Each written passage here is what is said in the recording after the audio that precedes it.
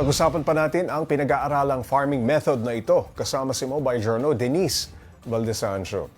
Denise, mukhang promising ang pag-aaral na ito ng PhilRice. May update na ba tayo dyan? Pops J, sa ngayon nagsiset pa lang sila ng panibagong goal, no? Kasi napaka-basic pa nga lang na itong pag-aaral na ito. So, mas gusto nilang i-develop, no? Damihan pa yung rice varieties, alin ba yung totoong palay, no? Na mas magandang gamitin, na maganda itanim, kasama ang mga tomatoes, at syempre sa mas malaking lupa. Kasi nung ginawa nila yan, makikita natin sa mga pasulang, Pops J. So, yun pa lang yung target nila as of now, Pops. Ano raw bang nag-udyok sa kanila kung bakit ipinagsama itong palay at kamatis? Yan, Pops J, palay, knowing very versatile nitong pananim na ito. At talagang it can withstand flooding o pagbaha. At Too much water. Correct, Pops J. No? Yung kamatis naman, syempre, isa rin yan sa mga talagang ginagamit na sangkap. Iba-ibang produkto din yung pinaggagamitan yan. Sikat yan talaga sa Pilipinas. Pero itong ang mga researcher at scientists natin, may isa dyan farmer, ang isa namang scientist dyan ay may pamilyang lumaki rin na ang pamilya ay magsasaka nga, Pops J. So alam nila, yung problema lalo na sa kamatis na nasasayang kapag hindi niya season.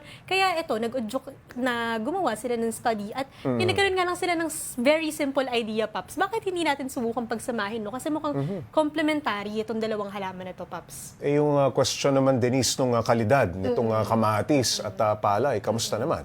Pops J, when it comes to quality, hindi pa nila yan, kumaga hindi pa parte ng pag-aaral. Tinitingnan pa lang nila no, kung gaano nga bang katagal ito, kung mas titibay ba yung tanim nating kamatis when it comes to Importante, hindi masira yung mga pananim. At ang importante, no, mas tumagal siya, mas makasurvive siya, lalo na kapag baha. Kasi, para mapakinabangan. Kasi very sensitive nga ang kamatis, Pops J, sa pagbaha. Usually, pagka too much water, nasisira. Meron na ba silang kinausap na mga magsasaka para matesting itong ganitong klase ng farming method? Pops J, they're on the works. Pero yun nga, syempre, isa-isa nila yan. Step by step, palalakihin muna nila yung technology. Then, syempre, ultimately, ang goal naman nila, syempre, magamit ng mga magsasaka Makatulong natin. sa kanila. Correct, Pops J. At magamit yan at makapag-produce tayo ng tomatoes all year round ng mura at kalidad ang presyo, Pops J.